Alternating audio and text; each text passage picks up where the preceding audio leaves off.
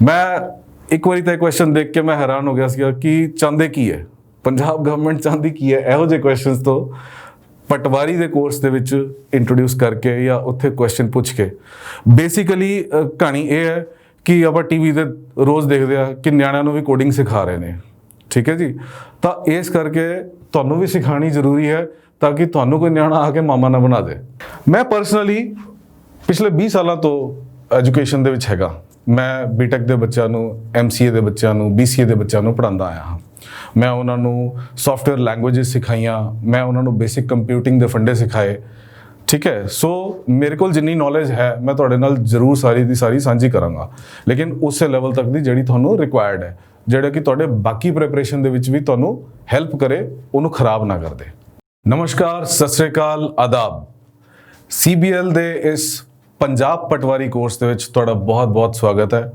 ਮੈਂ ਸੁਰਿੰਦਰ ਧਵਨ ਇਸ ਤੁਹਾਡੇ ਪਰਿਸ਼ਰਮ ਦੇ ਵਿੱਚ ਇਸ ਤੁਹਾਡੀ ਐਕਸਰਸਾਈਜ਼ ਦੇ ਵਿੱਚ ਕੰਪਿਊਟਰਸ ਦੇ ਵਿੱਚ ਮੈਂ ਤੁਹਾਡੀ ਹੈਲਪ ਕਰਨ ਵਾਸਤੇ ਆਇਆ ਕੰਪਿਊਟਰਸ ਐਂਡ IT ਇਹ ਸਬਜੈਕਟ ਤੁਹਾਡਾ ਜਿਹੜਾ ਹੈ ਮੈਂ ਤੁਹਾਡਾ ਸਾਥ ਇਸ ਨੂੰ ਪੜ੍ਹਨ ਦੇ ਵਿੱਚ ਦਵਾਂਗਾ ਠੀਕ ਹੈ ਸਭ ਤੋਂ ਪਹਿਲਾਂ ਤਾਂ ਅਸੀਂ ਇਹ ਸਮਝਣ ਦੀ ਕੋਸ਼ਿਸ਼ ਕਰਦੇ ਹਾਂ ਕਿ ਕੰਪਿਊਟਰਸ ਔਰ IT ਦੇ ਵਿੱਚ ਟੋਟਲ ਜਿਹੜਾ ਸਾਡੇ ਕੁਐਸਚਨਸ ਹੈ ਉਹ ਕਿੰਨੇ ਆ ਰਹੇ ਨੇ ਟੋਟਲ 100 ਦੇ ਵਿੱਚੋਂ 15 ਕੁਐਸਚਨਸ ਜਿਹੜੇ ਹੈ ਕੰਪਿਊਟਰਸ ਔਰ IT ਦੇ ਵਿੱਚੋਂ ਦੀ ਸਾਡੇ ਕੋਲ ਪੇਪਰ ਦੇ ਵਿੱਚ ਆਣਗੇ and that is a big number because ਇਸ 15 ਕੁਐਸਚਨਸ ਦੇ ਵਿੱਚ ਤੁਸੀਂ ਇੱਕ ਤਰ੍ਹਾਂ ਆਪਣਾ ਇਸ ਕੰਪੀਟੀਸ਼ਨ ਨੂੰ ਡਿਸਾਈਡ ਵੀ ਕਰ ਸਕਦੇ ਹੋ ਉਹਦੇ ਰੀਜ਼ਨਸ ਹੈ ਬਿਕੋਜ਼ ਤੁਹਾਡੇ ਚੋਂ ਕੁਝ ਬੱਚੇ ਜਿਹੜੇ ਹੈ ਉਹ ਟੈਕਨੀਕਲ ਹੋਣਗੇ ਜਿਨ੍ਹਾਂ ਨੇ ਆਪਣੀ ਗ੍ਰੈਜੂਏਸ਼ਨ ਪੋਸਟ ਗ੍ਰੈਜੂਏਸ਼ਨ ਉਹਨਾਂ ਨੇ ਟੈਕਨੀਕਲ ਬੈਕਗ੍ਰਾਉਂਡ ਤੋਂ ਕੀਤੀ ਹੈ ਕਿਸੇ ਨੇ ਬੀਟੈਕ ਕੀਤੀ ਹੋ ਸਕਦੀ ਹੈ ਕਿਸੇ ਨੇ BCA ਕੀਤੀ ਹੋ ਸਕਦੀ ਹੈ ਜਾਂ ਕੋਈ ਪੋਸਟ ਗ੍ਰੈਜੂਏਟਸ ਵੀ ਹੋਣਗੇ ਜਿਵੇਂ MCA ਬਟ ਮੇਰੇ ਕੋਈ ਛੋਟੇ ਭੈਣ ਭਰਾ ਇੱਦਾਂ ਦੇ ਵੀ ਹੋਣਗੇ ਜਿਨ੍ਹਾਂ ਨੇ BA ਕੀਤੀ ਹੈ ਜਾਂ BCom ਕਰ ਰੱਖੀ ਹੈ ਜਾਂ MCom ਕਰ ਰੱਖੀ ਹੈ ਜਾਂ MA ਕਰ ਰੱਖੀ ਹੈ ਜਿਨ੍ਹਾਂ ਨੇ ਇਸ ਬੈਕਗ੍ਰਾਉਂਡ ਤੋਂ ਬਿਲਕੁਲ ਕੋਈ ਪੜ੍ਹਾਈ ਨਹੀਂ ਕੀਤੀ ਹੋਈ ਸੋ ਘਬਰਾਉਣ ਦੀ ਕਿਸੇ ਨੂੰ ਕੋਈ ਜ਼ਰੂਰਤ ਨਹੀਂ ਹੈ ਕਿਉਂਕਿ ਚਾਹੇ ਤੁਸੀਂ ਇਸ ਫੀਲਡ 'ਚ ਹੋ ਚਾਹੇ ਤੁਸੀਂ ਇਸ ਫੀਲਡ 'ਚ ਨਹੀਂ ਹੋ ਆਪਣਾ ਮਕਸਦ ਇਹ ਹੈ ਕਿ 15 ਚੋਂ ਘੱਟ ਤੋਂ ਘੱਟ ਵੀ 80 ਤੋਂ 90% ਕੁਐਸਚਨਸ ਨੂੰ ਤੁਸੀਂ ਈਜ਼ੀਲੀ ਅਟੈਂਪਟ ਕਰ ਸਕੋ ਸਵਾਲ ਇਹ ਹੈ ਕਿ ਪੰਜਾਬ ਗਵਰਨਮੈਂਟ ਨੇ ਇਹ ਕੰਪਿਊਟਰ ਦਾ ਪੇਪਰ ਰੱਖਿਆ ਕਿਉਂ ਹੈ ਸਭ ਤੋਂ ਪਹਿਲਾਂ ਤਾਂ ਅਸੀਂ ਉਹਨਾਂ ਦੇ ਪੁਰਾਣੇ ਸਾਲਾਂ ਦੇ ਜਿਹੜੇ ਕੁਐਸਚਨਸ ਆਏ ਹੋਏ ਹੈ ਅਸੀਂ ਉਹਨਾਂ ਤੇ ਇੱਕ ਨਜ਼ਰ ਮਾਰਦੇ ਹਾਂ ਵੀ ਉਹ ਬੇਸਿਕਲੀ ਸਾਡੇ ਤੋਂ ਕੀ ਪੁੱਛਣਾ ਚਾਹੁੰਦੇ ਆ ਆਓ ਸ਼ੁਰੂ ਕਰਦੇ ਹਾਂ ਸਭ ਤੋਂ ਪਹਿਲਾਂ ਕੁਐਸਚਨ ਹੈ EEPROM stands for electrically erasable programmable read of memory ਸੋ ਇਦਾਂ ਦੇ ਕੁਐਸਚਨ ਜਦੋਂ ਆ ਜਾਂਦਾ ਤੁਸੀਂ ਇੱਕ ਵਾਰੀ ਤਾਂ ਸੋਚ ਕੇ ਘਬਰਾਉਂਦੇ ਹੋ ਵੀ ਯਾਰ ਇਹ ਕੀ ਲਿਖ ਦਿੱਤਾ ਇਹ ਟਰਮ ਤਾਂ ਆਪਾਂ ਸ਼ਾਇਦ ਕਦੇ ਸੁਣੀ ਨਹੀਂ ਬਟ ਤੁਸੀਂ ਧਿਆਨ ਦਿਓ ਤਾਂ ਇੱਕ ਇਹ ਵਾਲੀ ਟਰਮ ਜਿਹੜੀ ਹੈ ਤੁਸੀਂ ਸੁਣੀ ਹੈ ROM ਇਹਨੂੰ ਆਪਾਂ ਕਹਿੰਦੇ ਆ ਰੀਡ ਓਨਲੀ ਮੈਮਰੀ ਸੋ ਇਹਦੇ ਵਿੱਚ ਆਪਾਂ ਨੇ ਪਹਿਲਾਂ ਪੜਿਆ ਰੀਡ ਆਫ ਮੈਮਰੀ ਸੋ ਇਹ ਆਪਸ਼ਨ ਤਾਂ ਸਾਡੀ ਵੈਸੇ ਹੀ ਡਿਸਕਾਰਡ ਹੋ ਗਈ ਦੂਜੇ ਨੰਬਰ ਤੇ ਆ ਗਿਆ ਰੀਡ ਓਨਲੀ ਮੈਮਰੀ ਇਹ ਠੀਕ ਲੱਗਦੀ ਹੈ ਰੀਡ ਓਨਲੀ ਮੈਮਰੀ ਇਹ ਵੀ ਠੀਕ ਲੱਗਦੀ ਹੈ ਰੀਡ ਓਨਲੀ ਮੈਮਰੀ ਇਹ ਹੀ ਠੀਕ ਲੱਗਦੀ ਹੈ ਸੋ B C ਜਾਂ D ਦੇ ਵਿੱਚੋਂ ਦੀ ਕੋਈ ਇੱਕ ਆਨਸਰ ਤਾਂ ਪੱਕੀ ਗੱਲ ਹੈਗਾ ਹੁਣ ਆਨੇ ਆ ਕਿ EEP ਦਾ ਕੀ ਮਤਲਬ ਹੈ EEP ਇਰੇਜ਼ੇਬਲ ਇਲੈਕਟ੍ਰੀਕਲੀ ਪ੍ਰੋਗਰਾਮੇਬਲ ਹੁਣ ਜੇ ਮੈਂ ਇਸ ਲਾਈਨ ਨੂੰ ਪੜਾਂ ਤਾਂ ਮੈਨੂੰ ਇਹ ਗ੍ਰਾਮੈਟਿਕਲੀ ਸਹੀ ਨਹੀਂ ਲੱਗਦਾ ਇਰੇਜ਼ੇਬਲ ਇਲੈਕਟ੍ਰੀਕਲੀ ਪ੍ਰੋਗਰਾਮੇਬਲ ਜਾਂ ਮੈਂ ਇਹਨੂੰ ਕੀ ਪੜਾਂਗਾ ਈਜ਼ੀਲੀ ਇਰੇਜ਼ੇਬਲ ਪ੍ਰੋਗਰਾਮੇਬਲ ਇਹ ਵੀ ਨਹੀਂ ਬਣਦਾ ਮਤਲਬ ਈਜ਼ੀ ਵਾਲਾ ਤਾਂ ਕੋਈ ਕੰਮ ਹੀ ਨਹੀਂ ਹੈ ਨਾ ਠੀਕ ਹੈ ਜਦੋਂ ਆਪਾਂ ਗੱਲ ਕਰ ਰਹੇ ਹਾਂ ਕੰਪਿਊਟਰਸ ਦੀ ਤਾਂ ਦੈਟ ਮੀਨਸ ਅਸੀਂ ਗੱਲ ਕਰ ਰਹੇ ਹਾਂ ਇਲੈਕਟ੍ਰੀਕਲ ਦੀ ਜਾਂ ਇਲੈਕਟ੍ਰੋਨਿਕਸ ਦੀ so electrically erasable programmable read only memory so ਸਾਡਾ ਆਨਸਰ ਹੈ D ਨੈਕਸਟ ਕੁਐਸਚਨ ਦੇਖੀਏ ਕਹਿੰਦਾ network interface card is an dash device network interface network ਕੀ ਹੈ ਕਿਸੇ ਚੀਜ਼ ਨਾਲ ਜਦੋਂ ਅਸੀਂ ਜੁੜਦੇ ਹਾਂ ਛੱਡ ਦੋ ਇਸ ਚੀਜ਼ ਨੂੰ ਛੱਡ ਦੋ ਕਿ ਆਪਾਂ ਕੰਪਿਊਟਰਸ ਦੀ ਗੱਲ ਕਰ ਰਹੇ ਹਾਂ ਮੈਂ ਨਾਰਮਲ ਨੈਟਵਰਕਿੰਗ ਦੀ ਗੱਲ ਕਰ ਰਿਹਾ ਤੁਸੀਂ ਕਿਸੇ ਦੇ ਨਾਲ ਮਿਲਦੇ ਹੋ ਤਾਂ ਉਹਦੇ ਨਾਲ ਆਪਣੇ ਦੁੱਖ ਔਰ ਸੁੱਖ ਸਾਂਝੇ ਕਰਦੇ ਵੀ ਹੋ ਤੇ ਉਹਦੇ ਦੁੱਖ ਔਰ ਸੁੱਖ ਵੀ ਸਾਂਝੇ ਕਰਵਾਉਂਦੇ ਹੋ ਯਾਨੀ ਕਿ ਗਿਵ ਐਂਡ ਟੇਕ ਬੋਥ ਹੁੰਦਾ ਸੋ ਸਾਡੇ ਕੋਲ ਆਪਸ਼ਨ ਕੀ ਹੈਗੀ ਹੈ ਇਨਪੁਟ ਐਂਡ ਆਊਟਪੁੱਟ ਸਾਡਾ ਆਨਸਰ ਕੀ ਹੋ ਗਿਆ C ਤੀਸਰਾ ਕੁਐਸਚਨ ਆ ਗਿਆ convert hexadecimal number 5A to binary ਹੁਣ ਇੱਥੇ ਤਾਂ ਸਾਰਿਆਂ ਨੂੰ ਇਹ 01 ਦੇਖ ਕੇ ਕਨਫਿਊਜ਼ਨ ਹੋ ਗਈ ਠੀਕ ਹੈ ਜਿਹੜੇ ਤਾਂ ਬੱਚੇ ਟੈਕਨੀਕਲ ਫੀਲਡ ਤੋਂ ਹੈਗੇ ਆ ਜਿਨ੍ਹਾਂ ਨੇ decimal to binary, binary to decimal, hexadecimal to binary conversions ਪੜ੍ਹ ਰੱਖੀਆਂ, ਸ਼ਾਇਦ ਉਹ ਵੀ ਇਸ ਟਾਈਮ ਤੇ ਇੱਕ ਵਾਰੀ ਤਾਂ ਸੋਚੀ ਪੈ ਜਾਣਗੇ। ਬਟ ਆਪਾਂ ਥੋੜਾ ਜਿਹਾ ਈਜ਼ੀ ਕਰਦੇ ਹਾਂ ਇਸ ਚੀਜ਼ ਨੂੰ, ਕਿਉਂਕਿ ਆਪਾਂ ਡਿਟੇਲ ਦੇ ਵਿੱਚ ਇਹ ਸਾਰੀ ਚੀਜ਼ਾਂ ਪੜਾਂਗੇ। ਸਭ ਤੋਂ ਪਹਿਲਾਂ ਉਹਨਾਂ ਨੇ ਲਿਖਿਆ 5 ਦਾ ਜਿਹੜਾ ਹੈ ਮੇਰੇ ਕੋਲ ਬਾਈਨਰੀ ਨੰਬਰ ਹੁੰਦਾ ਹੈ, that is 1 0 1, ਠੀਕ ਹੈ ਜੀ। ਔਰ A ਜਿਹੜਾ ਹੈ this is equivalent to 10 of decimal, ਔਰ ਡੈਸੀਮਲ ਤੋਂ ਜਦੋਂ ਅਸੀਂ ਬਾਈਨਰੀ ਚ ਕਨਵਰਟ ਕਰਦੇ ਹਾਂ ਤਾਂ ਉਹਦਾ ਨੰਬਰ ਹੁੰਦਾ ਹੈ 1010। ਸੋ ਸਾਡੇ ਕੋਲ ਇੱਥੇ ਆਪਸ਼ਨ ਕਿਹੜੀ ਦਿਖ ਰਹੀ ਹੈ? 1010 ਦੀ ਆ ਹੈ 100 ਇਹਦੇ ਨਾਲ, ਇਹ ਗੱਲ ਨਹੀਂ ਬਣਦੀ ਪਈ ਕਿਉਂਕਿ ਆਪਾਂ 5 ਔਰ 10 ਦੀ ਗੱਲ ਕਰ ਰਹੇ ਸੀਗੇ। ਸੋ 101 1010, ਸੋ ਆਪਸ਼ਨ ਇਜ਼ C। ਤੁਸੀਂ ਕਹੋਗੇ ਕਿ ਸਰ ਤੁਹਾਨੂੰ ਤਾਂ ਯਾਦ ਹੋਣਾ, ਤੁਸੀਂ ਫਟਾਫਟ ਸਾਨੂੰ ਦੱਸ ਦਿੱਤਾ, ਬਟ ਇਹਦਾ ਮੈਂ ਤੁਹਾਨੂੰ ਇੱਕ ਬਹੁਤ ਹੀ ਆਸਾਨ ਤਰੀਕਾ ਡਿਟੇਲ ਦੇ ਵਿੱਚ ਸਮਝਾਵਾਂਗਾ ਜਦੋਂ ਅਸੀਂ ਇਹਦੀ ਪੂਰੀ ਲੈਕਚਰਸ ਕਰਾਂਗੇ ਕਿ ਤੁਸੀਂ ਇਸ ਨੂੰ ਰੱਟਾ ਮਾਰੇ ਬਿਨਾ ਇਹਨੂੰ ਕਿਵੇਂ ਤੁਸੀਂ ਯਾਦ ਕਰ ਸਕੋਗੇ। ਸੋ ਇਹਦੇ 'ਚ ਕੋਈ ਚਿੰਤਾ ਵਾਲੀ ਗੱਲ ਨਹੀਂ ਹੈਗੀ। ਨੈਕਸਟ ਕੁਐਸਚਨ ਦੇਖਦੇ ਹਾਂ, which of the following is the fastest memory. ਹੁਣ ਇਹ ਵੀ ਚੀਜ਼ ਜਿਹੜੀ ਹੈ ਜਦੋਂ ਤੱਕ ਅਸੀਂ ਡਿਟੇਲ ਦੇ ਵਿੱਚ ਇਹਨੂੰ ਨਹੀਂ ਪੜਾਂਗੇ ਸਾਨੂੰ ਨਹੀਂ ਪਤਾ ਹੁੰਦਾ ਵੀ ਕਿਹੜੀ ਕੈਸ਼ੇ ਮੈਮਰੀ ਹੈ, ਕਿਹੜੀ ਸੈਕੰਡਰੀ ਮੈਮਰੀ ਹੈ, ਠੀਕ ਹੈ ਜੀ। ਸੋ ਇਹਦਾ ਆਨਸਰ ਫਿਲਹਾਲ ਮੈਂ ਤੁਹਾਨੂੰ ਦੱਸ ਦਿੰਦਾ, this is cache memory. How do you get information from a form that is submitted using the post method in the esp.net। ਹੁਣ ਇਹ ਮੈਨੂੰ ਲੱਗਦਾ ਸਾਰਿਆਂ ਦੇ ਸਿਰ ਤੋਂ ਉੱਤੋਂ ਨਿਕਲ ਗਿਆ। ਹੁਣ ਇਹਦੇ ਚ ਫॉर द ਟਾਈਮ ਬਿੰਗ ਮੈਂ ਸਿਰਫ ਇੱਕ ਚੀਜ਼ ਤੇ ਤੁਹਾਡਾ ਫੋਕਸ ਕਰਾਂਗਾ। ਜੇ ਕੁਐਸਚਨ ਨੂੰ ਆਪਾਂ ਧਿਆਨ ਨਾਲ ਪੜ੍ਹੀਏ ਉਹਦੇ ਚ ਹੀ ਸਾਡੇ ਕੋਲ ਆਨਸਰ ਹੁੰਦਾ ਹੈ। ਉਹ ਕਹਿੰਦਾ how do you get information from a form. ਉਹ ਇੱਥੇ ਵੀ ਸਾਡੇ ਟਾਈਪਿਸਟ ਨੇ ਗਲਤੀ ਕੀਤੀ ਹੋਈ ਹੈ, this is form that is submitted using the post method in the ASP.NET। ਹੁਣ ਇੱਥੇ ਗੱਲ ਫਾਰਮ ਦੀ ਹੋ ਰਹੀ ਹੈ, ਯਾਨੀ ਕਿ ਇਨਫੋਰਮੇਸ਼ਨ ਅਸੀਂ ਲੈਣੀ ਹੈ।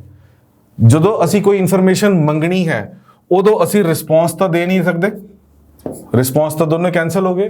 ਤਾਂ ਅਸੀਂ ਇਨਫੋਰਮੇਸ਼ਨ ਲੈ ਰਹੇ ਹਾਂ ਤਾਂ ਇਹਦਾ ਮਤਲਬ ਅਸੀਂ ਰਿਕੁਐਸਟ ਕਰ ਰਹੇ ਹਾਂ। ਤਾਂ ਰਿਕੁਐਸਟ ਜਿਹੜੀ ਹੈ ਉਹਦੇ ਵਿੱਚ ਇੱਕ ਆ ਰਿਹਾ query.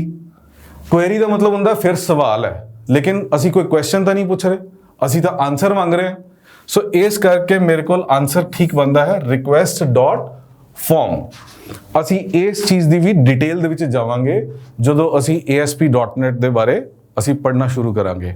So for the timing ਆਪਾਂ ਸਿਰਫ ਲੌਜਿਕਸ ਦੇ ਉੱਤੇ ਵਰਕ ਕਰ ਰਹੇ ਹਾਂ ਕਿ ਜੋ ਸਾਡੇ ਕੋਲ ਲਿਖਿਆ ਹੈ ਉਸ ਚੀਜ਼ ਦਾ ਅਸੀਂ ਸੋਲੂਸ਼ਨ ਕਿਵੇਂ ਦੇਣਾ ਹੈ। Next question, which of the following illustrates the benefits of ADO.NET। ਹੁਣ ADO.NET ਕੀ ਹੈ? ਆਪਾਂ ਨੇ ਇਹ ਚੀਜ਼ਾਂ ਸ਼ਾਇਦ ਟੈਕਨੀਕਲ ਬੱਚਿਆਂ ਨਹੀਂ ਸ਼ਾਇਦ ਸੁਣ ਰੱਖੀਆਂ। ਫॉर द ਟਾਈਮਿੰਗ ਮੈਂ ਤੁਹਾਨੂੰ ਸਮਝਾ ਦਿੰਦਾ ਵੀ ਇੰਟਰਆਪਰੇਬਿਲਿਟੀ ਵੀ ਸਹੀ ਹੈ। It uses the data set to represent the data in the memory that can store in the form of multiple tables and the multiple sources। ਸਾਡੇ ਕੋਲ ਇਹ ਵੀ ਠੀਕ ਹੈ। ਸੋ ਸਾਡਾ ਆਨਸਰ ਬਣਦਾ ਹੈ both A and B। Answer is D। Next question, which of the following is an advantage of view in databases। ਡੇਟਾਬੇਸਿਸ ਦੇ ਵਿੱਚ ਸਾਡੇ ਕੋਲ ਤਿੰਨੋਂ ਤਰ੍ਹਾਂ ਦੀ ਆਪਸ਼ਨਸ ਹੀ ਕੰਮ ਦੀਆਂ ਹੁੰਦੀਆਂ ਹੈ। ਡਾਟਾ ਸਿਕਿਉਰਿਟੀ ਵੀ ਹੁੰਦੀ ਹੈ, hiding of the complex queries ਵੀ ਹੁੰਦੀ ਹੈ ਔਰ ਡਿਰਾਈਵਡ ਕਾਲਮਸ ਵੀ ਹੁੰਦੇ ਹੈ। So answer is D. Next question, how does the loop for x equals to 0, x equals to 3, x plus plus run in the C programming। ਮੈਂ ਇੱਕ ਵਾਰੀ ਤਾਂ ਕੁਐਸਚਨ ਦੇਖ ਕੇ ਮੈਂ ਹੈਰਾਨ ਹੋ ਗਿਆ ਸੀਗਾ ਕਿ ਚਾਹੁੰਦੇ ਕੀ ਹੈ ਪੰਜਾਬ ਗਵਰਨਮੈਂਟ, ਚਾਹੁੰਦੀ ਕੀ ਹੈ। ਇਹੋ ਜਿਹੇ ਕੁਐਸਚਨਸ ਤੋਂ ਪਟਵਾਰੀ ਦੇ ਕੋਰਸ ਦੇ ਵਿੱਚ ਇੰਟਰੋਡਿਊਸ ਕਰਕੇ ਜਾਂ ਉੱਥੇ ਕੁਐਸਚਨ ਪੁੱਛ ਕੇ ਬੇਸਿਕਲੀ ਕਹਾਣੀ ਇਹ ਹੈ ਕਿ ਆਪਾਂ ਟੀਵੀ ਤੇ ਰੋਜ਼ ਦੇਖਦੇ ਆ ਕਿ ਨਿਆਣਿਆਂ ਨੂੰ ਵੀ ਕੋਡਿੰਗ ਸਿਖਾ ਰਹੇ ਨੇ, ਠੀਕ ਹੈ ਜੀ। ਤਾਂ ਇਸ ਕਰਕੇ ਤੁਹਾਨੂੰ ਵੀ ਸਿਖਾਉਣੀ ਜ਼ਰੂਰੀ ਹੈ ਤਾਂ ਕਿ ਤੁਹਾਨੂੰ ਕੋਈ ਨਿਆਣਾ ਆ ਕੇ ਮਾਮਾ ਨਾ ਬਣਾ ਦੇ, ਰਾਈਟ। ਸੋ C ਲੈਂਗੁਏਜ ਦੇ ਵਿੱਚ ਇੱਕ ਲੂਪਸ ਦਾ ਕਨਸੈਪਟ ਹੁੰਦਾ ਹੈ ਜਿਹਦੇ ਵਿੱਚ ਇੱਕ ਛੋਟੀ ਜਿਹੀ ਚੀਜ਼ ਹੈ। ਤੁਸੀਂ ਮੈਥਮੈਟਿਕਸ ਤਾਂ ਮੇਰੇ ਖਿਆਲ ਸਾਰਿਆਂ ਨੇ ਪੜ੍ਹੀ ਹੋਈ ਹੈ।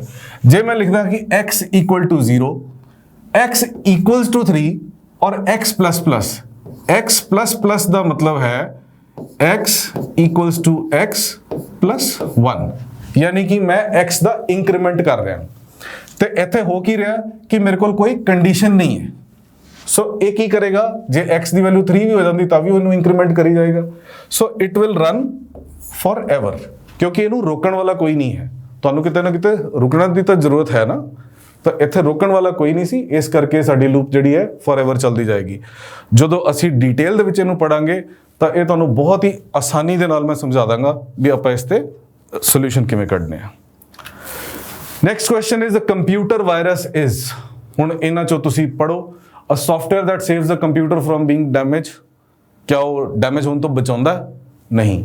Application software that helps to make a different types of viruses and worms, हुण की लग रहा है तुसी इन्हों एक कंप्यूटर वायरस नूं छड़ दो। कोरोना वायरस तो पता है ना, कोरोना वायरस बॉडी के अंदर जाके करदा की है? कोरोना वायरस ये करता है कि तुहाडी बॉडी दे विच जाके आप फैलदा है और जिहड़े तुहाडे बाकी सिस्टम्स चल रहे ने उन्हां नूं खराब करन दी कोशिश करदा है। Am I right? तो साडे कोल आंसर साडी बी ऑप्शन नजर आ गई। An application software that helps to make a different types of viruses and worms, या program that spread itself and destroys the other program. कहानी होंदी है कि मोस्ट ऑफ द टाइम बच्चे सारी दी सारी ऑप्शन पढ़ते ही नहीं। मैं जानबूझ के क्या कि आंसर साडा बी आ जाएगा, लेकिन बी आंसर नहीं, असी सारी लास्ट तक ऑप्शन पढ़नी जरूर है। ये जानबूझ के इन्होंने पाई होंदियां ताकि साडा टाइम किल होवे और आंसर हो सकता नीचे लुकिया होवे और मिलता जुलता आंसर सानू उपर मिल जाए। असी की करते हैं कि पहली दूजी ऑप्शन दे विच सानू लग गया कि हाँ ये नेड़े तेड़े दा है, आपां टिक मारिया, साडा पेपर गलत क्वेश्चन हो गया। लास्ट है program that corrects the problems in your computer. So ये तो बिल्कुल ही डिस्कार्ड हो गया, ये बिल्कुल ही डिस्कार्ड हो गया, पर हुण program that spreads itself and destroys the other program, ये साडी ऑप्शन जिहड़ी है एक करेक्ट हो जाती है। Adobe developed Dash, which allows the document to be transmitted and stored without the loss of formatting. So Adobe company है जिन्हां दे सॉफ्टवेयर्स ने, Photoshop ने, Adobe Reader हुंदा है, जिन्हां दे विच असी नॉर्मली अपने फोन्स दे विच भी तुसी यूज़ करदे हो, अपने कंप्यूटर्स दे विच भी यूज़ करदे हो तुसी डिजाइनिंग पर्पसेस वास्ते। तो वो कह रहा है कि भी कोई ऐसी चीज़ उन्हें डेवलप की है जिहड़ा कि लॉस ऑफ फॉर्मैटिंग, ਤੁਹਾਡੀ लॉस ऑफ फॉर्मैटिंग नहीं होएगी, मतलब फॉर्मैटिंग तुसी कीती और लूज नहीं होएगा ट्रांसमिट करन दे उत्ते भी। ਇਹੋ जी की चीज़ है, डीफ्रैगमेंटेशन है, असेंबलर डॉक्यूमेंट फॉर्मेट है, फिल्टरिंग फॉर्मेट है, वो बेसिकली है पोर्टेबल डॉक्यूमेंट फॉर्मेट, क्योंकि वो पोर्टेबल है, मैं एक थां तो दूजी थां ते लेके जावांगा ओदी फॉर्मैटिंग लूज कीते बिना। ठीक है जी। Next, a named anchor in the HTML is, ਹੁਣ HTML ਵੀ ਇਹਨਾਂ ਨੇ ਪੁੱਛ ਲਿੱਤਾ ਜੋ ਕਿ ਬੇਸਿਕ ਸਾਡੀ ਵੈਬ ਪ੍ਰੋਗਰਾਮਿੰਗ ਦਾ ਪਾਰਟ ਹੈ, ਉਹਦੇ ਵਿੱਚ ਐਂਕਰ ਦੀ ਗੱਲ ਕਰ ਰਹੇ ਹੈ। Anchor is this A tag.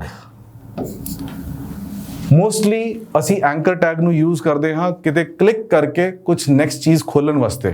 ਸੋ ਉਸੇ ਪਾਰਟਿਕੂਲਰ ਵੈਬ ਪੇਜ ਦੇ ਵਿੱਚ ਤੁਸੀਂ ਇੱਕ ਥਾਂ ਤੇ ਕਲਿੱਕ ਕੀਤਾ ਔਰ ਨੈਕਸਟ ਚੀਜ਼ ਖੋਲਣੀ ਹੈ, ਉਸ ਦੇ ਵਾਸਤੇ ਅਸੀਂ ਐਂਕਰ ਟੈਗ ਯੂਜ਼ ਕਰਦੇ ਹਾਂ। ਆਪਸ਼ਨ ਸਾਡੇ ਸਾਹਮਣੇ ਨੇ, specific location within the web page that you can link to, URL from where one can begin using the search engines, mechanism by which an image can be fixed to a point on the web page, tag with the descriptive text that pops up when the mouse hovers over a link.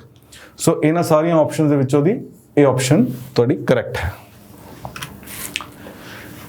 From what has the term Wi-Fi Max being derived?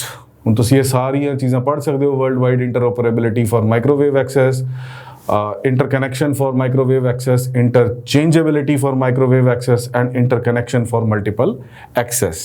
So ਇਹਦੇ ਵਿੱਚ ਸਾਡਾ answer ਹੈ world wide interoperability for the microwave access.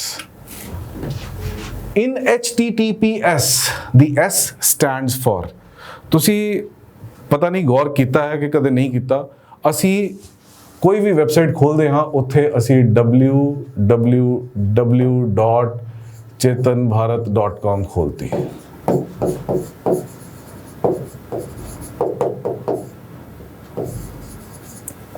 ठीक है जी, वो automatically चला जाता है HTTPS ते। कुछ वैबसाइट्स ऐसियां भी है जिहड़ी उन्होंने सिर्फ HTTP ते लेके जांदियां है। S असी उदों यूज़ करते हैं जिथे असी गल कर रहे होंगे secure the.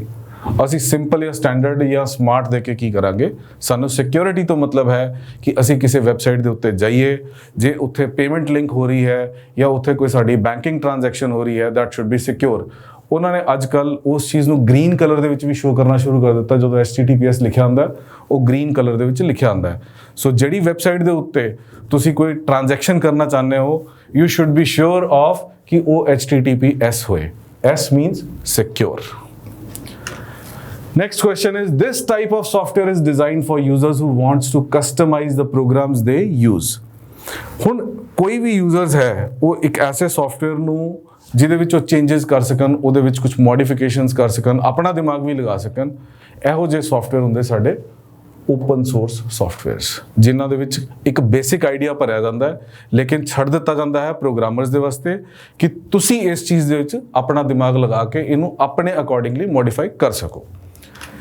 Next question is, a SIM in a mobile phone stands for, ਇਹ ਤਾਂ ਸਾਰਿਆਂ ਨੂੰ ਹੀ ਪਤਾ ਹੈ ਕਿ ਸਿਮ ਇਜ਼ ਸਬਸਕ੍ਰਾਈਬਰ ਔਰ ਉਹਦੀ ਯੂਨੀਕ ਆਈਡੈਂਟੀਟੀ ਹੁੰਦੀ ਹੈ। ਸੋ ਸਬਸਕ੍ਰਾਈਬਰ ਆਈਡੈਂਟੀਟੀ ਮੋਡਿਊਲ। ਦੋਸਤੋ ਇਹ 15 ਕੁਐਸਚਨ ਸੀ ਜਿਹੜੇ ਕਿ ਪਿਛਲੇ ਸਾਲ ਦੇ ਪੇਪਰਾਂ 'ਚੋਂ ਅਸੀਂ ਇਕੱਠੇ ਕੀਤੇ, ਜਿਨ੍ਹਾਂ ਦੇ ਬੇਸਿਸ ਦੇ ਉੱਤੇ ਅਸੀਂ ਇਹ ਡਿਸਾਈਡ ਕਰ ਪਾਏ ਕਿ ਸਾਨੂੰ ਐਸੇ ਕਿਹੜੇ ਟੌਪਿਕਸ ਹੈ ਜਿਨ੍ਹਾਂ ਨੂੰ ਤੁਹਾਨੂੰ ਪੜ੍ਹਾਉਣਾ ਚਾਹੀਦਾ ਹੈ, ਸੋ ਦੈਟ ਕਿ 15 ਚੋਂ ਐਟਲੀਸਟ ਤੁਸੀਂ 13-14 ਕੁਐਸਚਨਸ ਜਿਹੜੇ ਹੈ ਈਜ਼ੀਲੀ ਅਟੈਂਪਟ ਕਰ ਸਕੋ। ਕਿਉਂਕਿ ਦੇਖੋ ਹਰ ਚੀਜ਼ ਦੇ ਵਿੱਚ ਅਸੀਂ ਇਨ ਡੈਪਥ ਦੇ ਵਿੱਚ ਜਾ ਨਹੀਂ ਸਕਦੇ ਔਰ ਨਾ ਹੀ ਸਰਕਾਰ ਇੰਨਾ ਚਾਹੁੰਦੀ ਹੈ ਵੀ ਤੁਸੀਂ ਇਨ ਡੈਪਥ ਦੇ ਵਿੱਚ ਚਲੇ ਜਾਓ। ਸਰਕਾਰ ਦਾ ਸਿਰਫ ਇੱਕੋ ਹੀ ਮੰਨਣਾ ਹੈ ਕਿ ਤੁਹਾਨੂੰ ਕੋਈ ਮਾਮਾ ਨਾ ਬਣਾਏ, ਦੈਟਸ ਇਟ, ਤੁਹਾਨੂੰ ਸਾਰੀ ਟਰਮੀਨੋਲੋਜੀ ਆਉਂਦੀ ਹੋਏ। ਸੋ CBL ਦੀ ਟੀਮ ਨੇ ਰਿਸਰਚ ਕਰਕੇ ਇਹ ਸਾਰੇ ਟੌਪਿਕਸ ਕੱਢੇ ਨੇ, basic electronics, micro processors, digital signal processing, image processing, operating systems, data structures and algorithms, distributed system algorithms, object oriented systems, MS Office ਜਿਹਦੇ ਵਿੱਚ Word, Excel, PowerPoint ਹੈ, principles of computer design, computer networks, web technologies, database management systems, cryptography and network security, formal language and automata। ਹੁਣ ਇੱਦਾਂ ਨਾ ਸੋਚਣਾ ਸ਼ੁਰੂ ਕਰ ਦੇਣਾ ਕਿ ਅਸੀਂ ਬੀਟੈਕ ਕਰਾਉਣ ਲੱਗੇ ਹਾਂ, ਠੀਕ ਹੈ ਜੀ, ਬੀਟੈਕ ਨਹੀਂ ਕਰਾਉਣ ਲੱਗੇ, ਬਟ ਜਿਹੜੇ ਕੁਐਸਚਨਸ ਅਸੀਂ ਦੇਖੇ ਪਿਛਲੇ ਸਾਲਾਂ ਦੇ ਉਹਨਾਂ ਤੋਂ ਅਨੁਸਾਰ ਇਹ ਸਾਰੇ ਟੌਪਿਕਸ ਹੈ ਜਿਨ੍ਹਾਂ ਨੂੰ ਥੋੜਾ ਟੱਚ ਕੀਤਾ ਗਿਆ ਹੈ। ਕਿਸੇ ਟੌਪਿਕ ਦੇ ਉਹ ਕਾਫੀ ਅੰਦਰ ਤੱਕ ਵੀ ਗਏ ਨੇ, ਕਿਸੇ ਟੌਪਿਕ ਨੂੰ ਸਿਰਫ ਟਰਮੀਨੋਲੋਜੀ ਤੋਂ ਹੀ ਜਾ ਕੇ ਵਾਪਸ ਆ ਗਏ। ਸੋ ਹਾਊ ਟੂ ਡਿਸਾਈਡ ਕਿ ਅਸੀਂ ਇਹ 15 ਨੰਬਰ ਕਿਵੇਂ ਇੰਸ਼ੋਰ ਕਰੀਏ ਜਾਂ 15 ਚੋਂ 14 ਨੰਬਰ ਕਿਵੇਂ ਇੰਸ਼ੋਰ ਕਰੀਏ, ਉਹਦੇ ਵਾਸਤੇ ਸਾਨੂੰ ਸਾਰੇ ਦੇ ਸਾਰੇ ਟੌਪਿਕਸ ਨੂੰ ਐਟਲੀਸਟ ਟੱਚ ਤਾਂ ਕਰਨਾ ਹੀ ਪਏਗਾ, ਉਹਨਾਂ ਦੀ ਬੇਸਿਕ ਟਰਮੀਨੋਲੋਜੀਜ਼ ਨੂੰ ਸਾਨੂੰ ਅੰਡਰਸਟੈਂਡ ਕਰਨਾ ਹੀ ਪਏਗਾ, ਸੋ ਦੈਟ ਕਿ ਤੁਸੀਂ ਉਸ ਚੀਜ਼ ਨੂੰ ਯਾਦ ਰੱਖ ਸਕੋ। ਜਦੋਂ ਤੁਸੀਂ ਇਸ ਕੋਰਸ ਨੂੰ ਸ਼ੁਰੂ ਕਰੋਗੇ ਤੁਹਾਨੂੰ ਕੋਰੀਅਰ ਰਾਹੀਂ ਨੋਟਸ ਜਿਹੜੇ ਹੈ ਉਹ ਪਹੁੰਚ ਜਾਣਗੇ, ਉਹਨਾਂ ਟਰਮਸ ਨੂੰ ਤੁਸੀਂ ਇੱਕ ਵਾਰੀ ਯਾਦ ਵੀ ਕਰੋਗੇ। ਬਾਕੀ ਜਦੋਂ ਮੈਂ ਤੁਹਾਡੇ ਲੈਕਚਰਸ ਅੱਗੇ ਲੈਂਦਾ ਰਵਾਂਗਾ ਉਹਨਾਂ ਦੇ ਵਿੱਚ ਆਪਾਂ ਇਹ ਸਾਰੀ ਚੀਜ਼ਾਂ ਨੂੰ ਕਲੀਅਰ ਕਰਦੇ ਚੱਲਾਂਗੇ। ਫॉर ਦ ਟਾਈਮ ਬੀਇੰਗ ਹੁਣ ਅੱਜ ਮੈਂ ਇਸ ਲੈਕਚਰ ਨੂੰ ਇੱਥੇ ਖਤਮ ਨਹੀਂ ਕਰਦਾ, ਜੋ ਇਹ ਸਾਰੀ ਚੀਜ਼ਾਂ ਅਸੀਂ ਦੇਖੀਆਂ ਹੈ ਇਹਨਾਂ ਨੂੰ ਮੈਂ ਤੁਹਾਨੂੰ ਐਕਸਪਲੇਨ ਵੀ ਕਰਦਾ, ਠੀਕ ਹੈ, ਵੀ ਇਹ ਚੀਜ਼ਾਂ ਕਿਵੇਂ ਚੱਲਣਗੀਆਂ। ਬਟ ਤੁਸੀਂ ਕਹੋਗੇ ਕਿ ਸਰ ਮੈਂ ਤਾਂ ਨਾਨ ਟੈਕਨੀਕਲ ਬੈਕਗਰਾਊਂਡ ਤੋਂ ਹੈਗਾ, ਮੈਂ ਕਿਵੇਂ ਸਮਝ ਪਾਊਂਗਾ, ਮੈਂ ਪ੍ਰੋਗਰਾਮਿੰਗ ਤਾਂ ਕਰ ਹੀ ਨਹੀਂ ਸਕਦਾ। ਦਿਲ ਛੱਡਣ ਦੀ ਕੋਈ ਜ਼ਰੂਰਤ ਨਹੀਂ ਹੈ, ਦੁਨੀਆ 'ਚ ਐਸਾ ਕੋਈ ਕੰਮ ਨਹੀਂ ਹੈ ਜਿਹੜਾ ਕਿ ਤੁਸੀਂ ਜਾਂ ਮੈਂ ਕੋਈ ਵੀ ਬੰਦਾ ਕਰ ਨਹੀਂ ਸਕਦਾ। ਸਿਰਫ ਇੰਟੈਂਸ਼ਨ ਚਾਹੀਦੀ ਹੈ। ਅਸੀਂ ਪ੍ਰੋਗਰਾਮਿੰਗ ਨੂੰ ਪ੍ਰੋਗਰਾਮਿੰਗ ਦੀ ਤਰ੍ਹਾਂ ਨਹੀਂ ਪੜ੍ਹਨਾ, ਜਾਂ ਅਸੀਂ ਇਹਨਾਂ ਸਾਰੇ ਟੌਪਿਕਸ ਨੂੰ ਬੀਟੈਕ ਨੂੰ ਨਹੀਂ ਪੜ੍ਹਨਾ ਕਿ ਸਾਡਾ ਕੋਈ ਬੀਟੈਕ ਦਾ ਪੇਪਰ ਨਹੀਂ ਹੋਣ ਜਾ ਰਿਹਾ, ਠੀਕ ਹੈ ਜੀ। ਅਸੀਂ ਸਿਰਫ ਇੱਕ ਚੀਜ਼ ਦੇ ਉੱਤੇ ਧਿਆਨ ਦੇਣਾ ਹੈ ਕਿ ਸਾਨੂੰ ਟਰਮੀਨੋਲੋਜੀ ਸਾਰੀ ਦੀ ਸਾਰੀ ਕਲੀਅਰ ਹੋਏ, ਸਾਨੂੰ ਕਹਾਣੀ ਸਾਰੀ ਪਤਾ ਹੋਏ। ਸੋ ਮੈਂ ਇੱਕ ਕੰਮ ਕਰਦਾ, ਮੈਂ ਤੁਹਾਨੂੰ ਕਹਾਣੀ ਸੁਣਾ ਦਿੰਦਾ ਅੱਜ, ਠੀਕ ਹੈ। ਤਾਂ ਇਸ ਕਹਾਣੀ ਨੂੰ ਮੈਂ ਕਿਵੇਂ ਸੁਣਾਊਂਗਾ ਤੁਹਾਨੂੰ ਕਿ ਉਸ ਕਹਾਣੀ ਤੋਂ ਬਾਅਦ ਵਿੱਚ ਸਾਡੇ ਇਹ ਜਿਹੜੇ ਸਾਰੇ ਟੌਪਿਕਸ ਹੈ ਤੁਹਾਨੂੰ ਸਮਝ ਲੱਗ ਜਾਏਗੀ ਵੀ ਆਪਾਂ ਇਹਨਾਂ ਨੂੰ ਕਿਵੇਂ ਕਵਰ ਕਰ ਸਕਾਂਗੇ ਜਾਂ ਕੰਪਿਊਟਿੰਗ ਨੇ ਕਿਵੇਂ ਸਾਰਾ ਕੁਝ ਕਵਰ ਕਰਵਾਇਆ। ਮੈਂ ਪਰਸਨਲੀ ਪਿਛਲੇ 20 ਸਾਲਾਂ ਤੋਂ ਐਜੂਕੇਸ਼ਨ ਦੇ ਵਿੱਚ ਹੈਗਾ। ਮੈਂ ਬੀਟੈਕ ਦੇ ਬੱਚਿਆਂ ਨੂੰ, MCA ਦੇ ਬੱਚਿਆਂ ਨੂੰ, BCA ਦੇ ਬੱਚਿਆਂ ਨੂੰ ਪੜ੍ਹਾਉਂਦਾ ਆਇਆ ਹਾਂ। ਮੈਂ ਉਹਨਾਂ ਨੂੰ ਸੌਫਟਵੇਅਰ ਲੈਂਗੁਏਜਸ ਸਿਖਾਈਆਂ, ਮੈਂ ਉਹਨਾਂ ਨੂੰ ਬੇਸਿਕ ਕੰਪਿਊਟਿੰਗ ਦੇ ਫੰਡੇ ਸਿਖਾਏ, ਠੀਕ ਹੈ। ਸੋ ਮੇਰੇ ਕੋਲ ਜਿੰਨੀ ਨੌਲੇਜ ਹੈ ਮੈਂ ਤੁਹਾਡੇ ਨਾਲ ਜ਼ਰੂਰ ਸਾਰੀ ਦੀ ਸਾਰੀ ਸਾਂਝੀ ਕਰਾਂਗਾ, ਲੇਕਿਨ ਉਸੇ ਲੈਵਲ ਤੱਕ ਦੀ ਜਿਹੜੀ ਤੁਹਾਨੂੰ ਰਿਕੁਆਇਰਡ ਹੈ, ਜਿਹੜਾ ਕਿ ਤੁਹਾਡੇ ਬਾਕੀ ਪ੍ਰੈਪਰੇਸ਼ਨ ਦੇ ਵਿੱਚ ਵੀ ਤੁਹਾਨੂੰ ਹੈਲਪ ਕਰੇ, ਉਹਨੂੰ ਖਰਾਬ ਨਾ ਕਰ ਦੇ, ਠੀਕ ਹੈ। ਮੈਂ ਇਸ ਚੀਜ਼ ਨੂੰ ਡਿਵਾਈਡ ਕਰਦਾ ਹਾਂ 2 ਐਰਾਜ਼ ਦੇ ਵਿੱਚ। ਲੋਕਾਂ ਨੇ ਜਿਹੜਾ ਹਿਸਟੋਰੀਕਨਸ ਹੈਗੇ ਆ ਉਹਨਾਂ ਨੇ BC ਔਰ AD ਦੇ ਵਿੱਚ ਡਿਵਾਈਡ ਕੀਤਾ ਹੋਇਆ। ਮੈਂ ਇਹਨੂੰ ਕਹਿੰਦਾ ਕਿ ਇੱਕ ਪ੍ਰੀ ਡਿਜੀਟਲ ਐਰਾ ਹੈ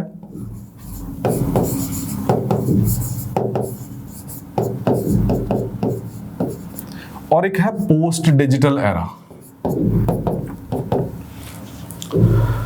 ਤੁਸੀਂ ਆਪ ਹੀ ਦੇਖੋ ਹਿਊਮਨ ਰੇਸ ਕਦੋਂ ਦੀ ਸ਼ੁਰੂ ਹੋਈ ਹੈ ਔਰ ਡਿਜੀਟਲਾਈਜੇਸ਼ਨ ਆਉਣ ਤੋਂ ਬਾਅਦ, ਕੰਪਿਊਟਰਾਈਜੇਸ਼ਨ ਆਉਣ ਤੋਂ ਬਾਅਦ ਵਿੱਚ ਸਾਡੀ ਗਰੋਥ ਕਰਵ ਕਿੱਥੇ ਚਲੀ ਗਈ। ਅਸੀਂ ਸ਼ਾਇਦ ਇਵੇਂ ਵਧ ਰਹੇ ਸੀਗੇ, ਰਿਸਰਚ ਚੱਲ ਰਹੀ ਸੀ, ਪਰ ਜਦੋਂ ਸਾਡੇ ਕੋਲ ਇੱਕ ਡਿਜੀਟਲਾਈਜੇਸ਼ਨ ਆ ਗਈ, ਰਾਕਟ ਸਪੀਡ ਤੇ ਅਸੀਂ ਵਧ ਗਏ। ਠੀਕ ਹੈ, ਸਨ 2000 ਤੋਂ ਬਾਅਦ ਵਿੱਚ ਜੋ ਅਸੀਂ ਡਿਫਰੈਂਸਿਸ ਦੇਖੇ ਹੈ, ਜੇ ਘਰ 'ਚ ਤੁਹਾਡੇ ਕੋਈ ਪੁਰਾਣੇ ਬਜ਼ੁਰਗ ਤੁਹਾਡੇ ਨਾਲ ਹੈਗੇ ਜਿਹੜੇ ਕਿ 40s 50s ਦੇ ਵਿੱਚ ਬੌਰਨ ਹੋਏ, ਉਹਨਾਂ ਤੋਂ ਤੁਸੀਂ ਪੁੱਛੋ ਵੀ ਜਦੋਂ ਟੀਵੀ ਵੀ ਨਹੀਂ ਸੀ ਹੈਗੇ ਔਰ ਉਹ ਅੱਜ ਜੋ ਕੁਝ ਦੇਖ ਰਹੇ ਆ, ਉਹਨਾਂ ਨੂੰ ਇੱਦਾਂ ਲੱਗਦਾ ਕਿ ਜ਼ਮਾਨਾ ਟਰਾਂਸਫਰ ਹੋ ਗਿਆ। ਜੇ ਅੱਜ ਦੀ ਟੈਕਨੋਲੋਜੀ ਨੂੰ ਅਸੀਂ 100 ਸਾਲ ਪਿੱਛੇ ਲੈ ਜਾਈਏ ਤਾਂ ਲੋਕੀ ਸਾਨੂੰ ਰੱਬ ਮੰਨ ਲੈਣਗੇ ਪ੍ਰੈਕਟੀਕਲੀ। ਸੋ ਇਹ ਸ਼ੁਰੂ ਕਿੱਥੋਂ ਹੋਇਆ? ਇਹ ਸਾਰਾ ਕੁਝ ਸਟਾਰਟ ਹੋਇਆ ਹੈ 1623 ਦੇ ਵਿੱਚ। ਆਈ ਐਮ ਰਾਈਟ, 1623 ਜਦੋਂ ਕਿ ਸਾਡਾ ਪਹਿਲਾ ਕੰਪਿਊਟਰ, ਜਿਹਨੂੰ ਕਿ ਅੱਜ ਅਸੀਂ ਕੈਲਕੂਲੇਟਰ ਦੇ ਨਾਮ ਤੇ ਜਾਣਦੇ ਹਾਂ, 1623 ਦੇ ਵਿੱਚ ਬਣਿਆ ਸੀ। ਯਾਦ ਕਰੋ, ਅਸੀਂ ਅੱਜ ਦੀ ਡੇਟ ਦੇ ਵਿੱਚ, ਇਸ ਜ਼ਮਾਨੇ ਦੇ ਵਿੱਚ ਜਦੋਂ ਅਸੀਂ ਯੂਜ਼ ਕਰਦੇ ਹਾਂ, ਜੇ ਸਾਨੂੰ ਕਿਸੇ ਨੂੰ ਕਹਿ ਦਿੱਤਾ ਜਾਏ ਵੀ ਤੁਸੀਂ ਕੈਲਕੂਲੇਟਰ ਬਣਾ ਦਿਓ ਫਿਜ਼ੀਕਲੀ, ਤਾਂ ਸ਼ਾਇਦ ਸਾਡੇ ਤੋਂ ਨਹੀਂ ਬਣੇਗਾ, ਉਹ ਬਹੁਤ ਰਿਸਰਚ ਕਰਨੀ ਪਏਗੀ।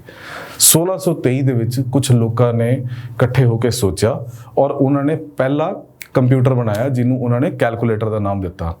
ਇੰਪੋਰਟੈਂਟ ਚੀਜ਼ ਇਹ ਹੈ ਵੀ ਉਹਨਾਂ ਨੇ ਸੋਚਿਆ ਕਿਵੇਂ ਔਰ ਡਾਟਾ ਕਿੱਥੋਂ ਦੀ ਲੈ ਕੇ ਜਾਣਾ ਹੈ। ਸਭ ਤੋਂ ਇੰਪੋਰਟੈਂਟ ਤਾਂ ਇਹ ਚੀਜ਼ਾਂ ਹੈ ਕਿ ਸਾਡੇ ਕੋਲ ਨੰਬਰਸ ਨੇ 1 2 3 4 ਡੈਸੀਮਲ ਨੰਬਰ ਸਿਸਟਮ ਜਿਹਨੂੰ ਅਸੀਂ ਫੋਲੋ ਕਰਦੇ ਹਾਂ। ਉਹਨਾਂ ਨੇ ਇਹਨੂੰ ਕੈਲਕੂਲੇਟ ਕਿਵੇਂ ਕੀਤਾ, ਉਹ ਇਲੈਕਟ੍ਰੋਨਿਕ ਫਾਰਮੈਟ 'ਚ ਲੈ ਕੇ ਕਿਵੇਂ ਗਏ। ਇਹ ਇਲੈਕਟ੍ਰੋਨਿਕ ਫਾਰਮੈਟ ਹੈ ਕੀ ਹੈ? ਦੇਖੋ, ਸਾਨੂੰ ਇੱਕ ਚੀਜ਼ ਸਮਝਣ ਦੀ ਲੋੜ ਹੈ। ਤੁਹਾਡੇ ਸਾਰਿਆਂ ਦੇ ਘਰ ਇਲੈਕਟ੍ਰਿਸਿਟੀ ਹੈ, ਲਾਈਟ ਔਨ ਕਰਨ ਵਾਸਤੇ ਤੁਸੀਂ ਕਰਦੇ ਕੀ ਹੋ? ਸਵਿਚ ਨੂੰ ਔਨ ਕਰਦੇ ਹੋ ਔਰ ਆਫ ਕਰਨ ਵਾਸਤੇ ਤੁਸੀਂ ਕੀ ਕਰਦੇ ਹੋ? ਸਵਿਚ ਨੂੰ ਆਫ ਕਰ ਦਿੰਦੇ ਹੋ। ਇਸ ਔਨ ਤੇ ਆਫ ਦਾ ਮਤਲਬ ਇਹ ਹੈ, ਜਦੋਂ ਮੈਂ ਕਹਿੰਦਾ ਔਨ ਉਦੋਂ ਮਤਲਬ ਹੈ ਕਿ ਇਨਪੁਟ ਹੈਗੀ ਹੈ, ਜਦੋਂ ਮੈਂ ਕਹਿੰਦਾ ਆਫ ਉਦੋਂ ਮੈਂ ਕਹਿੰਦਾ ਕਿ ਇਨਪੁਟ ਨਹੀਂ ਹੈਗੀ, ਯਾਨੀ ਕਿ 1 ਔਰ 0। ਤਾਂ ਸਾਰੀ ਜਿਹੜੀ ਕਹਾਣੀ ਹੈ ਉਹ 1 ਔਰ 0 ਦੇ ਉੱਤੇ ਆ ਕੇ ਟਿਕੀ ਹੋਈ ਹੈ। ਅਸੀਂ ਪਿੱਛੇ ਇੱਕ ਕੁਐਸਚਨ ਦੇਖਿਆ ਸੀਗਾ ਜਿਹੜਾ ਹੈਕਸਾਡੈਸੀਮਲ ਟੂ ਬਾਈਨਰੀ ਵਾਲਾ। ਤਾਂ ਬਾਈਨਰੀ ਨੰਬਰ ਸਿਸਟਮ ਹੀ ਇੱਕ ਐਸਾ ਸੇਫੈਸਟ ਨੰਬਰ ਸਿਸਟਮ ਹੈ ਜਿਹੜਾ ਕਿ ਸਿਗਨਲਸ ਦੇ ਉੱਤੇ ਕੰਮ ਕਰ ਸਕਦਾ ਹੈ ਕਿ ਜਾਂ ਤਾਂ ਸਿਗਨਲ ਆ ਰਿਹਾ ਹੈ ਜਾਂ ਸਿਗਨਲ ਨਹੀਂ ਆ ਰਿਹਾ ਹੈ। ਇਸੇ ਹੀ ਕਨਸੈਪਟ ਨੂੰ ਕੰਪਿਊਟਿੰਗ ਦੇ ਵਿੱਚ ਪੂਰੀ ਤਰ੍ਹਾਂ ਯੂਜ਼ ਕੀਤਾ ਗਿਆ ਹੈ। ਜੋ ਵੀ ਸਾਡੇ ਕੋਲ ਡਾਟਾ ਅੱਜ ਦੀ ਡੇਟ ਦੇ ਵਿੱਚ ਤੁਸੀਂ ਆਪਣੇ ਫੋਨਸ ਦੇ ਵਿੱਚ ਦੇਖਦੇ ਹੋ, ਕੰਪਿਊਟਰਸ ਦੇ ਵਿੱਚ ਦੇਖਦੇ ਹੋ, ਉਹ ਸਾਰਾ ਦਾ ਸਾਰਾ ਡਾਟਾ ਜਿਹੜਾ ਹੈ ਉਹ ਬਾਈਨਰੀ ਫਾਰਮੈਟ ਦੇ ਵਿੱਚ ਆ ਕੇ ਟਿਕਿਆ ਹੋਇਆ ਹੈ। ਅਸੀਂ ਡਿਟੇਲ ਦੇ ਵਿੱਚ ਇਸ ਬਾਈਨਰੀ ਨੰਬਰ ਸਿਸਟਮ ਨੂੰ ਵੀ ਪੜਾਂਗੇ ਵੀ ਉਹ ਕਨਵਰਜਨ ਕਿਵੇਂ ਹੁੰਦੀਆਂ ਹੈ। ਬਟ ਹੁਣ ਇੱਕ ਓਵਰਵਿਊ ਦੇ ਤੌਰ ਤਰੀਕੇ ਨਾਲ ਚੱਲ ਰਿਹਾ ਸੀ ਕਿ ਬਾਈਨਰੀ ਦੇ ਵਿੱਚ ਐਡੀਸ਼ਨ ਵੀ ਹੋ ਜਾਂਦੀ ਹੈ, ਸਬਟ੍ਰੈਕਸ਼ਨ ਵੀ ਹੋ ਜਾਂਦੀ ਹੈ। ਸੋ ਉਹਨਾਂ ਨੇ 1 ਔਰ 0 ਫਾਰਮੈਟ ਦੇ ਵਿੱਚ ਇੱਕ ਛੋਟਾ ਜਿਹਾ ਕੈਲਕੂਲੇਟਰ ਤਿਆਰ ਕਰ ਦਿੱਤਾ।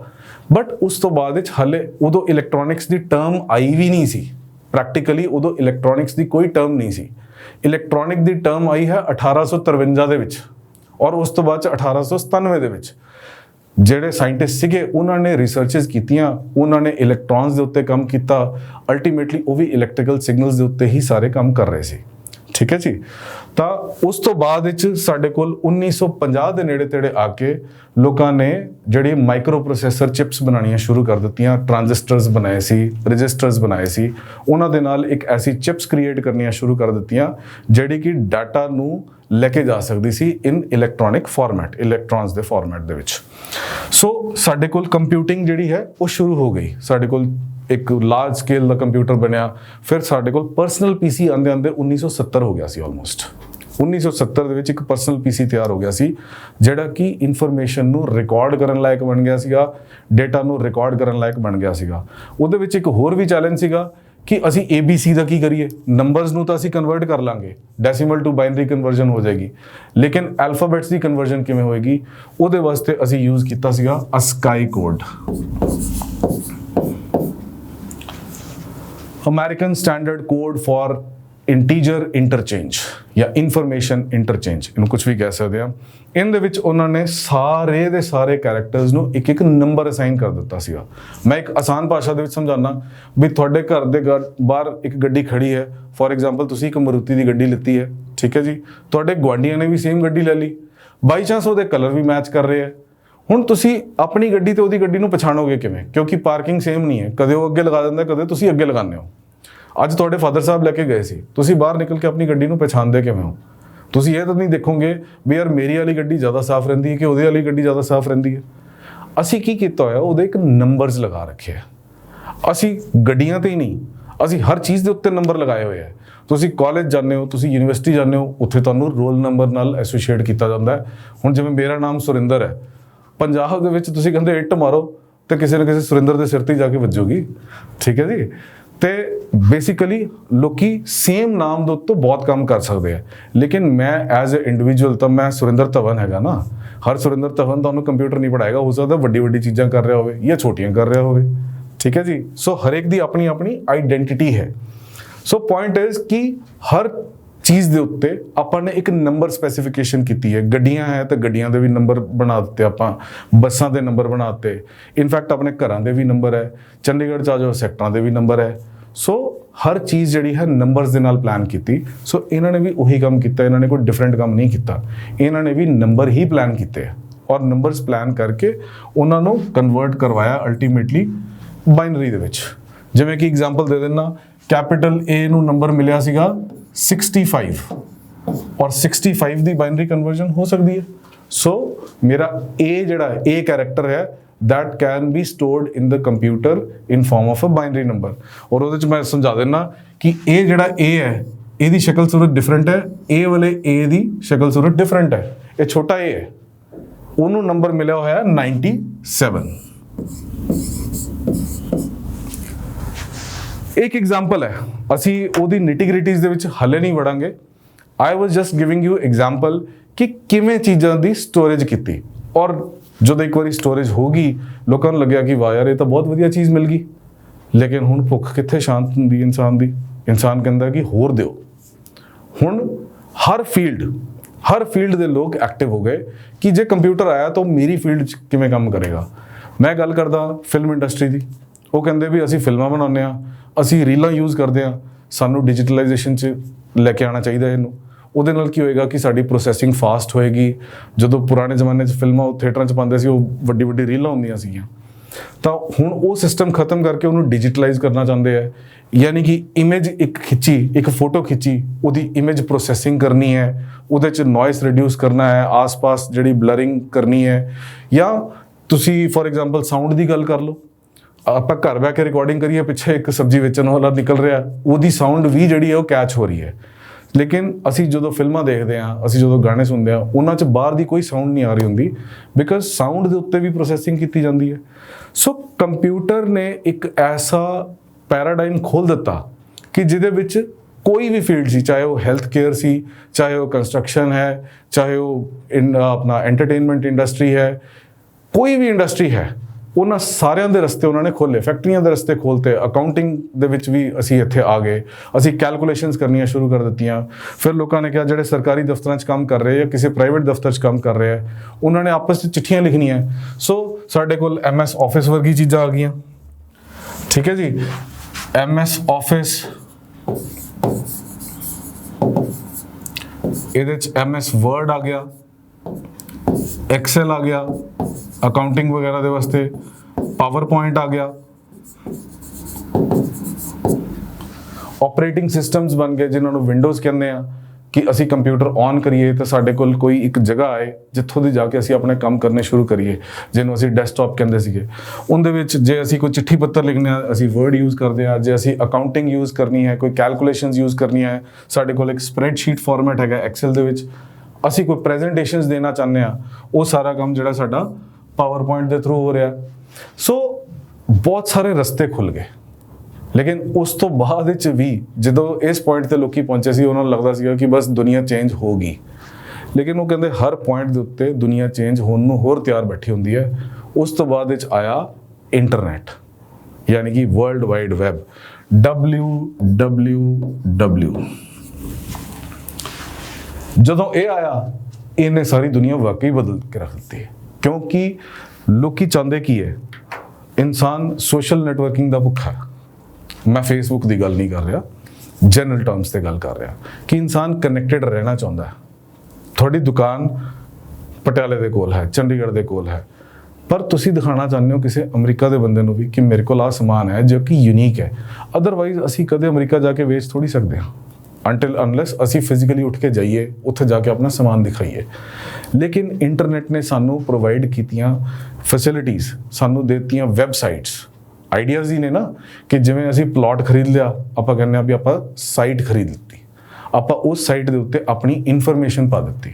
ਤੁਸੀਂ ਅੱਜ chetanbharat.com ਸਾਈਟ ਦੇ ਉੱਤੇ ਜਾਓਗੇ, ਤੁਹਾਨੂੰ ਇਸ ਕੋਰਸਿਸ ਦੇ ਰਿਗਾਰਡਿੰਗ, UPSC ਦੇ ਰਿਗਾਰਡਿੰਗ ਜਾਂ ਹੋਰ ਵੀ ਜਿਹੜੇ ਕੋਰਸਿਸ ਚੱਲਦੇ ਪਏ ਨੇ, ਤੁਹਾਨੂੰ ਸਾਰੀ ਇਨਫੋਰਮੇਸ਼ਨ ਉੱਥੋਂ ਪੂਰੀ ਕੰਪਲੀਟਲੀ ਇਨਫੋਰਮੇਸ਼ਨ ਮਿਲ ਜਾਂਦੀ ਹੈ। ਤੁਹਾਨੂੰ ਫੋਨ ਨੰਬਰਸ ਮਿਲ ਜਾਂਦੇ ਆ, ਤੁਸੀਂ ਕਨੈਕਟ ਕਰ ਪਾਉਂਦੇ ਹੋ। ਅੱਜ ਤੁਸੀਂ ਉਸੇ ਇੰਟਰਨੈਟ ਦੀ ਬਦੌਲਤ ਆਪਣੇ ਘਰ ਬੈਠ ਕੇ ਮੇਰਾ ਲੈਕਚਰ ਸੁਣ ਪਾ ਰਹੇ ਹੋ। ਠੀਕ ਹੈ ਜੀ। ਸੋ ਇੰਟਰਨੈਟ ਨੇ ਆ ਕੇ ਸਾਡੀ ਲਾਈਫ ਦੇ ਵਿੱਚ ਵਾਕਈ ਬਹੁਤ ਵੱਡਾ ਚੇਂਜ ਕੀਤਾ, ਲੇਕਿਨ ਉਹਦੇ ਨਾਲ ਨਾਲ ਉਹਨੇ ਨਵੀਂ ਫੀਲਡਸ ਵੀ ਖੜੀਆਂ ਕਰ ਦਿੱਤੀਆਂ। ਨਵੀਆਂ ਫੀਲਡਸ ਮੈਂ ਕੀ ਕਹੂੰਗਾ, ਜਿਵੇਂ ਵੈਬਸਾਈਟ ਹੈ ਤਾਂ ਵੈਬ ਦੀ ਟੈਕਨੋਲੋਜੀਜ਼, ਠੀਕ ਹੈ। ਜਿਵੇਂ ਹੁਣ ਤੁਸੀਂ ਕੁਐਸਚਨ ਦੇਖਿਆ ਸੀ HTTP ਔਰ HTTPS, ਹੁਣ ਉਹ ਉਹਨਾਂ ਨੇ ਕੰਮ ਕਿਵੇਂ ਕਰਨਾ ਹੈ। Basically those are protocols. HTTP is hyper text transfer protocol. So data ਕਿਵੇਂ ਤੁਹਾਡੇ ਤੱਕ ਪਹੁੰਚੇਗਾ, ਇੱਕ ਸਰਵਰ ਤੋਂ ਲੈ ਕੇ ਇੱਕ ਕਲਾਇੰਟ ਮਸ਼ੀਨ ਤੱਕ, ਜਦੋਂ ਅਸੀਂ ਕਹਿੰਦੇ ਆ ਵੀ ਅਸੀਂ ਡਾਟਾ ਨੂੰ ਪਹੁੰਚਾਉਣਾ ਹੈ, ਉਹ ਪਹੁੰਚਾਇਆ ਕਿਵੇਂ ਜਾਏਗਾ, ਠੀਕ ਹੈ। ਉਹਦੇ ਵਾਸਤੇ ਪ੍ਰੋਗਰਾਮਿੰਗ ਇਨਵੋਲਵ ਹੁੰਦੀ ਹੈ। ਇਹ ਸਾਰੀ ਜਿਹੜੀ ਚੀਜ਼ਾਂ ਤੁਹਾਡੇ ਘਰ 'ਚ ਫ੍ਰਿਜ ਹੈ, ਮਾਈਕ੍ਰੋਵੇਵ ਹੈ, ਉਹਨਾਂ 'ਚ ਵੀ ਅਸੀਂ ਕਹਿੰਦੇ ਆ ਕਿ ਚਿਪਸ ਲੱਗੀਆਂ ਹੋਈਆਂ, ਲੇਕਿਨ ਚਿਪਸ ਨੂੰ ਪ੍ਰੋਗਰਾਮ ਕੀਤਾ ਹੋਇਆ ਅਸੀਂ, ਉਹਨਾਂ ਨੂੰ ਕੀ ਕੀਤਾ ਹੋਇਆ, ਪ੍ਰੋਗਰਾਮ, ਕਿ ਬਈ ਇਹ ਇਸ ਟੈਂਪਰੇਚਰਸ ਦੇ ਵਿੱਚ ਇਸ ਅਕੋਰਡਿੰਗਲੀ ਇੱਦਾਂ ਕੰਮ ਕਰੇ, ਇਹ ਵਾਲੇ ਸਟੈਪਸ ਦੇ ਵਿੱਚ ਕੰਮ ਕਰੇ, ਠੀਕ ਹੈ। ਜਿਹੜੇ ਨਾਰਮਲ ਸਾਡੇ ਮਾਈਕਰੋ ਪ੍ਰੋਸੈਸਰਸ ਹੁੰਦੇ ਆ, ਉਹ ਕੀ ਕਰਦੇ, ਐਕਸਟਰਨਲ ਇਨਪੁਟ ਲਿੱਤੀ, ਐਕਸਟਰਨਲ ਆਊਟਪੁੱਟ ਦੇ ਦਿੱਤੀ, ਤੁਸੀਂ ਜਿੱਦਾਂ ਦੇ ਮਰਜ਼ੀ ਕੰਮ ਕਰ ਲਓ, ਉਹਨਾਂ ਤੇ ਕਸਟਮਾਈਜ਼ੇਬਲ ਕੰਮ ਕਰ ਲਓ। ਲੇਕਿਨ ਜਿਹੜੇ ਸਾਡੇ ਫ੍ਰਿਜ ਔਰ TV ਹੈ ਜਾਂ ਸਾਡੇ ਕੋਲ 에ਅਰ ਕੰਡੀਸ਼ਨਸ ਲੱਗੇ ਹੈ, ਜਿਹੜੇ ਕਿ ਸਪੈਸੀਫਾਈਡ ਕੰਮ ਕਰਨ ਵਾਸਤੇ ਯੂਜ਼ ਕੀਤੇ ਜਾਂਦੇ ਹੈ, ਉਹਨਾਂ 'ਚ ਅਸੀਂ ਯੂਜ਼ ਕਰਦੇ ਹਾਂ ਮਾਈਕਰੋ ਕੰਟਰੋਲਰਸ। ਮੈਂ ਸਿਰਫ ਤੁਹਾਡੇ ਕੰਨ ਦੇ ਵਿੱਚ ਅੱਜ ਇਹ ਵਰਡਸ ਪਾ ਰਿਹਾ ਹਾਂ ਕਿਉਂਕਿ ਤੁਸੀਂ ਨਾਲ ਨਾਲ ਸ਼ਾਇਦ ਨੋਟ ਕਰ ਰਹੇ ਹੋਗੇ ਕਿ ਅਸੀਂ ਇਲੈਕਟ੍ਰੋਨਿਕਸ ਦੀ ਵੀ ਗੱਲ ਕਰ ਲਿੱਤੀ ਹੈ, ਅਸੀਂ ਮਾਈਕਰੋ ਪ੍ਰੋਸੈਸਰਸ ਦੀ ਗੱਲ ਕਰ ਲਿੱਤੀ, ਅਸੀਂ ਡਿਜੀਟਲ ਸਿਗਨਲ ਪ੍ਰੋਸੈਸਿੰਗ ਦੀ ਗੱਲ ਕੀਤੀ, ਅਸੀਂ ਇਮੇਜ ਪ੍ਰੋਸੈਸਿੰਗ ਦੀ ਗੱਲ ਕੀਤੀ, ਅਸੀਂ ਆਪਰੇਟਿੰਗ ਸਿਸਟਮ ਦੀ ਗੱਲ ਵੀ ਕੀਤੀ, ਅਸੀਂ ਡਾਟਾ ਸਟਰਕਚਰਸ ਐਂਡ ਐਲਗੋਰਿਥਮਸ ਦੀ ਗੱਲ ਨਹੀਂ ਕੀਤੀ। ਅਸੀਂ ਉਹ ਹੁਣ ਕਰਦੇ ਹਾਂ। ਮੈਂ ਤੁਹਾਨੂੰ ਥੋੜਾ ਜਿਹਾ ਸਮਝਾਉਣਾ ਵੀ ਬੇਸਿਕਲੀ ਕੰਪਿਊਟਰ ਅੰਡਰਸਟੈਂਡ ਕਿਵੇਂ ਕਰਦਾ ਚੀਜ਼ਾਂ ਨੂੰ। ਥੋੜਾ ਜਿਹਾ ਆਪਾਂ ਇੱਕ ਆਈਡੀਆ ਲੈਂਦੇ ਹਾਂ ਕਿ ਪ੍ਰੋਗਰਾਮਿੰਗ ਦੇ ਵਿੱਚ ਆਈਡੀਆ ਕਿਵੇਂ ਲਿੱਤਾ ਜਾਂਦਾ ਹੈ, ਕੰਪਿਊਟਰ ਕਿਵੇਂ ਸਮਝੇਗਾ। ਆਓ ਦੇਖਦੇ ਹਾਂ।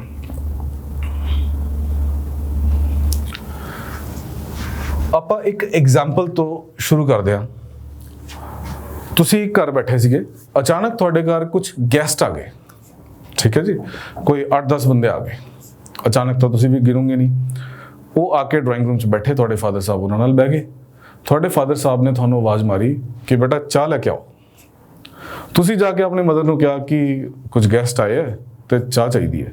ਤੁਹਾਡੀ ਮਦਰ ਦਾ ਪਹਿਲਾ ਕੁਐਸਚਨ ਕੀ ਹੋਏਗਾ ਕਿ ਕਿੰਨੇ ਬੰਦੇ ਆਏ ਹੈ, ਕਿੰਨੇ ਕੱਪ ਚਾਹ ਬਣਾਉਣੀ ਹੈ।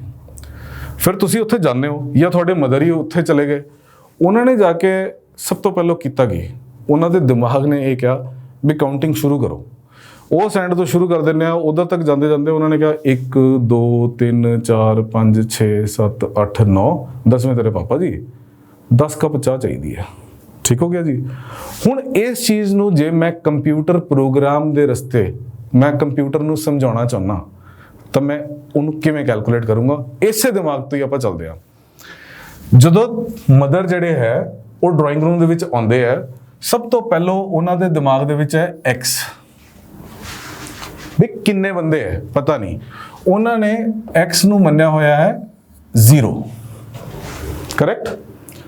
ਹੁਣ ਜਿਹੜਾ ਕਿ 0 ਪੋਜੀਸ਼ਨ ਤੇ ਸੀਗਾ, ਉਹਨਾਂ ਨੇ ਦੇਖਿਆ ਵੀ ਕਾਊਂਟ ਪਰਸਨਸ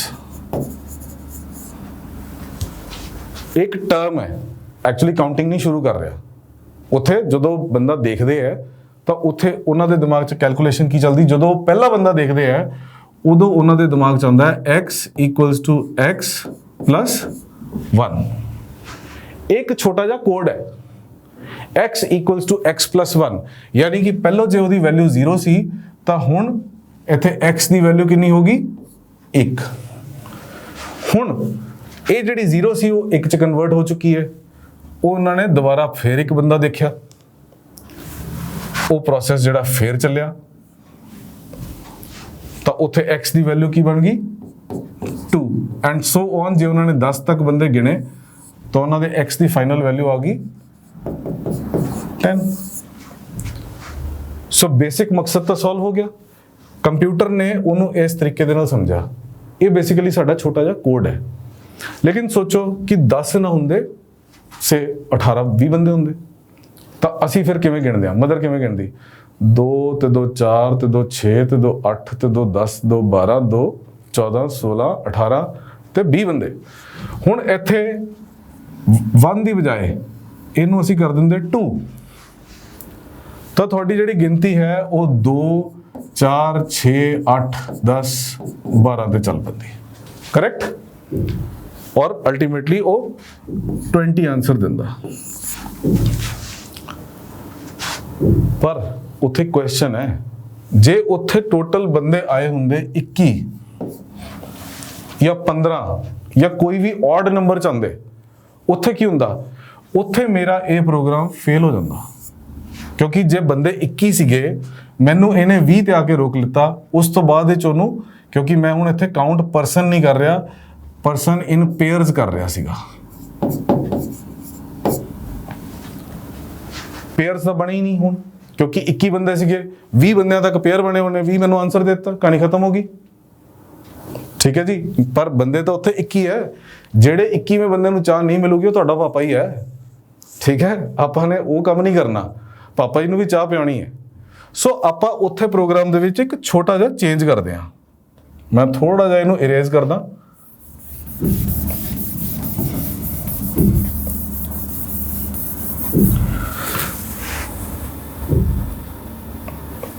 ਹੁਣ ਇੱਥੇ ਮੈਂ ਕੀ ਕਹਿੰਦਾ ਕਿ for each pair x equals to x plus 2 and ਇੱਥੇ ਆ ਗਈ if condition, if any person is remaining, ਤੁਹਾਡੀ ਭਾਸ਼ਾ ਵਾਸਤੇ ਮੈਂ ਦੱਸ ਰਿਹਾ, then x equals to x plus 1। ਤੁਸੀਂ ਹੁਣ ਲਗਾਓ 7 ਬੰਦਿਆਂ ਦੀ ਐਗਜ਼ਾਮਪਲ ਲਗਾਓ। ਪਹਿਲਾਂ 0 ਸੀ, ਈਚ ਪੇਅਰ 2 4 6 ਹੋ ਗਏ, 1 ਰਹਿ ਗਿਆ। ਇਹ ਵਾਲੀ ਕੰਡੀਸ਼ਨ ਹੁਣ ਫੇਲ ਹੋ ਗਈ ਕਿਉਂਕਿ ਹੁਣ ਪੇਅਰ ਨਹੀਂ ਹੈ। ਉਸ ਤੋਂ ਬਾਅਦ ਆਪਾਂ ਪੁੱਛ ਲਿਆ ਇਫ ਐਨੀ ਪਰਸਨ ਰਿਮੇਨਸ, ਤਾਂ ਉੱਥੇ x equals to x plus 1, x the last value C 6, 6 plus 1 value ਕਿੰਨੀ ਹੋ ਗਈ 7। ਸੋ ਤੁਹਾਡੇ ਕੋਲ ਇਸ ਟਾਈਮ ਦੇ ਉੱਤੇ ਇਹ ਪ੍ਰੋਗਰਾਮ ਜਿਹੜਾ ਹੈ, ਇਹਨੂੰ ਬੇਸਿਕਲੀ ਅਸੀਂ ਕਹਿੰਦੇ ਹਾਂ ਐਲਗੋਰਿਦਮ।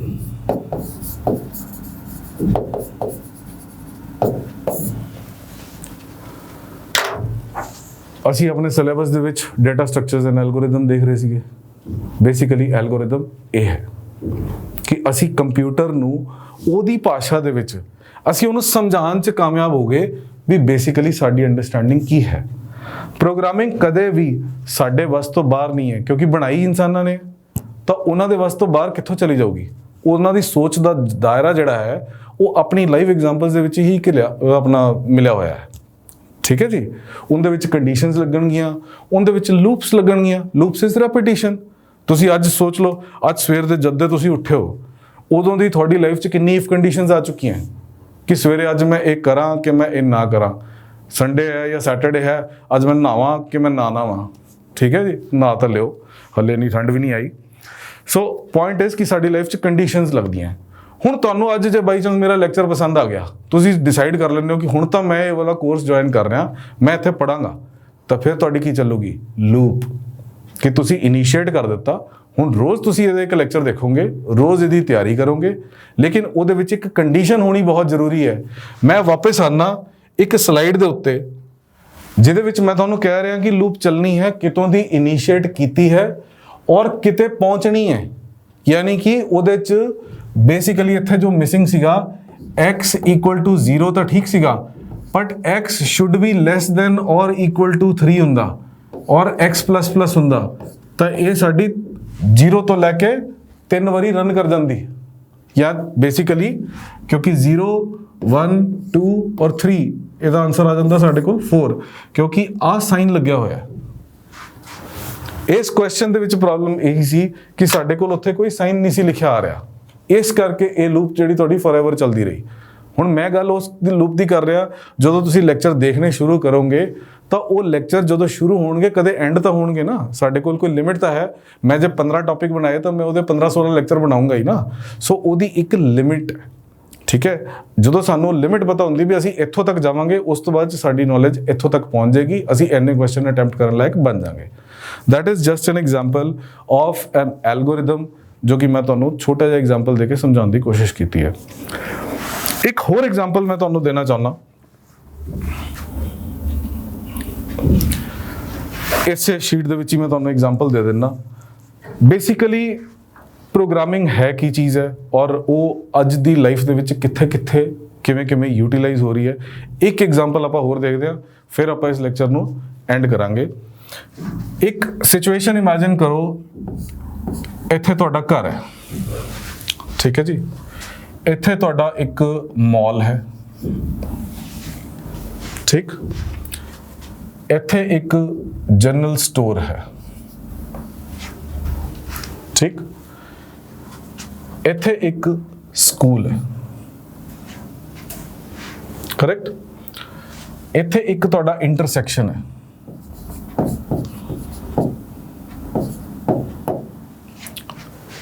ਠੀਕ ਹੋ ਗਿਆ। ਜਦੋਂ ਅਸੀਂ ਜਿਓਗ੍ਰਾਫਿਕ ਲੋਕੇਸ਼ਨਸ ਦੇ ਉੱਤੇ ਦੇਖਦੇ ਹਾਂ, ਵੈਬ ਟੈਕਨੋਲੋਜੀਜ਼ ਦੇ ਵਿੱਚ ਕੀ ਅਸੀਂ ਕਿੱਥੇ ਪਹੁੰਚ ਚੁੱਕੇ ਹਾਂ, ਮੈਂ ਉਹਦੇ ਬਾਰੇ ਥੋੜਾ ਜਿਹਾ ਤੁਹਾਨੂੰ ਗੱਲ ਕਰਨਾ ਚਾਹੁੰਦਾ। ਹਰ ਜਗ੍ਹਾ ਦੀ ਇੱਕ ਲੈਟੀਟਿਊਡ ਔਰ ਲੌਂਗੀਟਿਊਡਨਲ ਲੋਕੇਸ਼ਨਸ ਹੈ। ਗੂਗਲ ਨੂੰ ਕਿੱਥੋਂ ਪਤਾ ਚੱਲਦਾ ਵੀ ਤੁਹਾਡੇ ਘਰ ਦੀ ਲੋਕੇਸ਼ਨ ਕੀ ਹੈ? ਉਹ ਤੁਹਾਡੇ ਲੈਟ ਲੌਂਗ ਪਿਕ ਕਰਦਾ।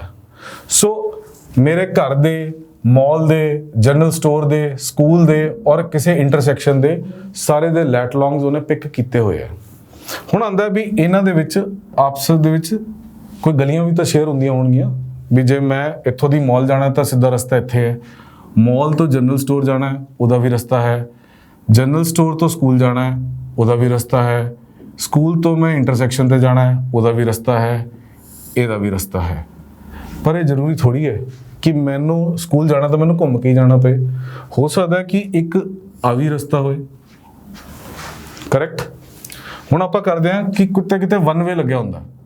ਮੰਨ ਲਓ ਇੱਥੇ ਜਾਣ ਦਾ ਮੇਰੇ ਕੋਲ ਸਿਰਫ ਇੱਕੋ ਹੀ ਰਸਤਾ ਹੈ ਔਰ ਇੱਥੋਂ ਦੀ ਇੱਥੇ ਜਾਣ ਦਾ ਵੀ ਸਿਰਫ ਇੱਕੋ ਹੀ ਰਸਤਾ ਹੈ, ਲੇਕਿਨ ਇਹ ਵਾਲੇ ਰਸਤੇ ਟੂ ਵੇ ਹੈ।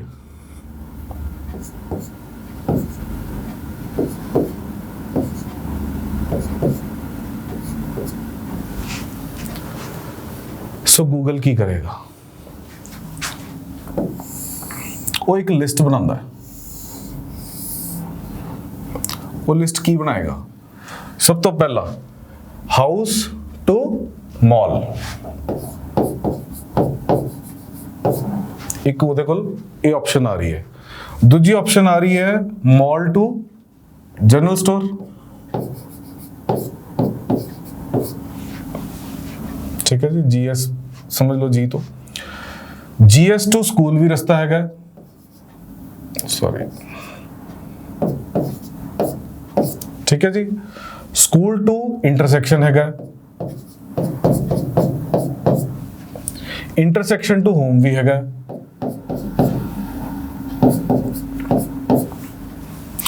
होम टू GS भी है,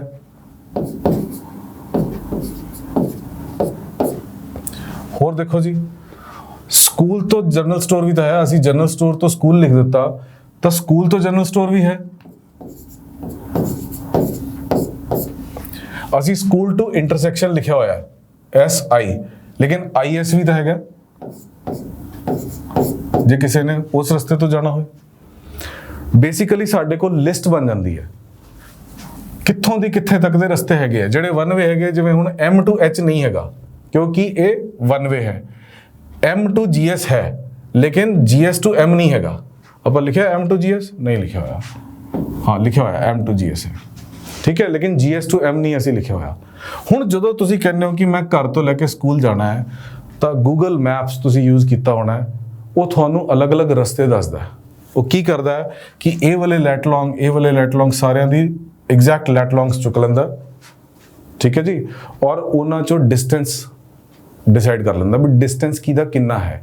ਉਹ ਕੀ ਕਰਦਾ, ਤੁਹਾਨੂੰ ਸ਼ਾਰਟੈਸਟ ਪਾਥ ਤੇ ਪਾਉਂਦਾ, ਉਹ ਤੁਹਾਨੂੰ ਇਸ ਰਸਤੇ ਤੋਂ ਸਕੂਲ ਨਹੀਂ ਲੈ ਕੇ ਜਾਂਦਾ, ਉਹ ਤੁਹਾਨੂੰ ਕਹਿੰਦਾ ਵੀ ਇਸ ਰਸਤੇ ਤੋਂ ਵੀ ਸਕੂਲ ਜਾਓਗੇ ਤਾਂ ਉਨਾ ਹੀ ਹੈ, ਇਸ ਰਸਤੇ ਤੋਂ ਸਕੂਲ ਜਾਓਗੇ ਸ਼ਾਇਦ ਥੋੜਾ ਜਿਹਾ ਜ਼ਿਆਦਾ ਹੈ, ਜੇ ਪਰ ਇਧਰੋਂ ਦੀ ਜਾਓਗੇ ਬਹੁਤ ਜ਼ਿਆਦਾ ਹੈ।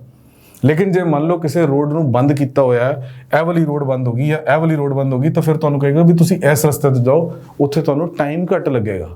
ਉਹਨੇ ਦੋ ਪੈਰਾਮੀਟਰਸ ਤੇ ਕੰਮ ਕੀਤਾ ਹੈ, ਇੱਕ ਟਾਈਮ, ਦੂਜਾ ਕੀਤਾ ਹੈ ਡਿਸਟੈਂਸ। ਸੋ ਗੱਲ ਤਾਂ ਬੜੀ ਛੋਟੀ ਜੀ ਸੀ, ਅਸੀਂ ਇਹਨੂੰ ਯੂਜ਼ ਵੀ ਕਰਦੇ ਆ ਰਹੇ ਹਾਂ ਬਹੁਤ ਟਾਈਮ ਤੋਂ, ਲੇਕਿਨ ਕਦੇ ਗੌਰ ਨਾਲ ਸੋਚਿਆ ਨਹੀਂ ਵੀ ਇਹ ਕੰਮ ਕਿਵੇਂ ਕਰ ਰਿਹਾ ਹੈ। ਇੱਕ ਤਰੀਕਾ ਤਾਂ ਇਹਨੇ ਇਹ ਅਪਣਾਇਆ ਜਿਹੜਾ ਕਿ ਇੱਕ ਲਿਸਟ ਸੀਗੀ। ਇਹਦੇ 'ਚ ਇੱਕ ਪ੍ਰੋਬਲਮ ਵੀ ਹੈਗੀ ਹੈ ਕਿ ਜਦੋਂ ਉਹਨੇ ਹਾਊਸ ਤੋਂ ਲੈ ਕੇ ਸਕੂਲ ਤੱਕ ਜਾਣਾ, ਉਹਨੂੰ ਸਾਰੀ ਲਿਸਟ 'ਚੋਂ ਜਾਣਾ ਪਏਗਾ। ਔਰ ਇਹ ਲਿਸਟ ਛੋਟੀ ਵੀ ਹੋ ਸਕਦੀ ਹੈ, ਇਹ ਲਿਸਟ ਵੱਡੀ ਵੀ ਹੋ ਸਕਦੀ ਹੈ, ਕਿਉਂਕਿ ਰਸਤੇ ਕੋਈ ਇੱਕ ਤਾਂ ਹੈ ਨਹੀਂ, ਲੋਕੇਸ਼ਨਾਂ ਤਾਂ ਅਨਲਿਮਿਟਿਡ ਹੈ। ਤਾਂ ਲਿਸਟ ਦੇ ਵਿੱਚ ਹੀ ਕੰਪਿਊਟਰ ਸਾਡਾ ਪਾਗਲ ਹੋ ਜਾਏਗਾ ਵੀ ਪਹਿਲਾਂ ਮੈਂ ਪੂਰੀ ਲਿਸਟ ਸਕਰੋਲ ਕਰਾਂ, ਫਿਰ ਉਹਦੇ 'ਚੋਂ ਮੈਂ ਡਿਸਾਈਡ ਕਰਾਂ। So that can be tough. ਇੱਕ ਹੋਰ ਤਰੀਕੇ ਦੇ ਨਾਲ ਡਾਟਾ ਜਿਹੜਾ ਹੈ ਉਹ ਸਟੋਰ ਕੀਤਾ ਜਾ ਸਕਦਾ ਹੈ। ਉਹਦਾ ਟੇਬਲ ਕੁਝ ਇੱਦਾਂ ਦਾ ਬਣ ਜਾਂਦਾ ਹੈ।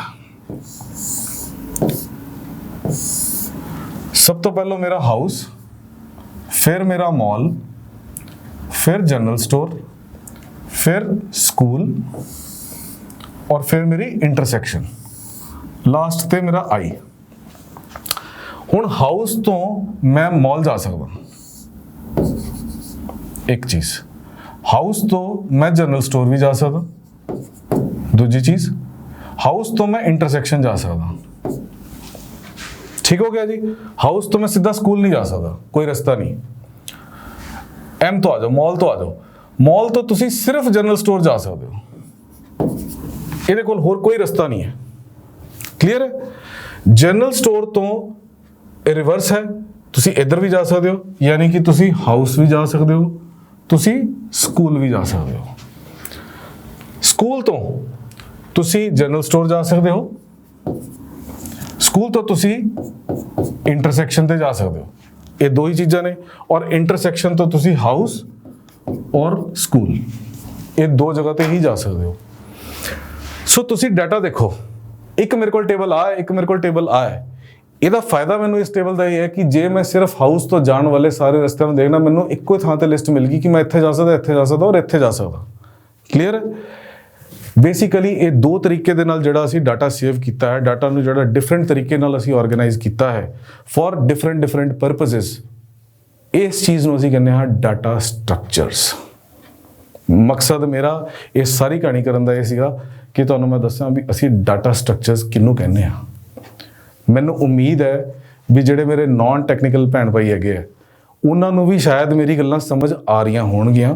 ਆਪਾਂ ਇਹਨਾਂ ਚੀਜ਼ਾਂ ਨੂੰ ਬਹੁਤ ਡਿਟੇਲ ਦੇ ਵਿੱਚ ਪੜਾਂਗੇ। ਤੁਸੀਂ ਟੈਨਸ਼ਨ ਨਹੀਂ ਲੈਣੀ, ਦਿਮਾਗ 'ਚ ਕੋਈ ਐਸਾ ਬੋਝ ਨਹੀਂ ਰੱਖਣਾ ਵੀ ਕੰਪਿਊਟਰ ਕੋਈ ਇਹੋ ਜਿਹਾ ਇਹਨਾਂ ਨੇ ਔਖੀ ਚੀਜ਼ ਪਾ ਦਿੱਤੀ ਹੈ। ਮੈਂ ਬਾਰ-ਬਾਰ ਕਹਿ ਰਿਹਾ ਕਿ ਸਰਕਾਰ ਦਾ ਮਕਸਦ ਤੁਹਾਨੂੰ ਕੋਡਿੰਗ ਸਿਖਾਉਣਾ ਨਹੀਂ ਹੈ।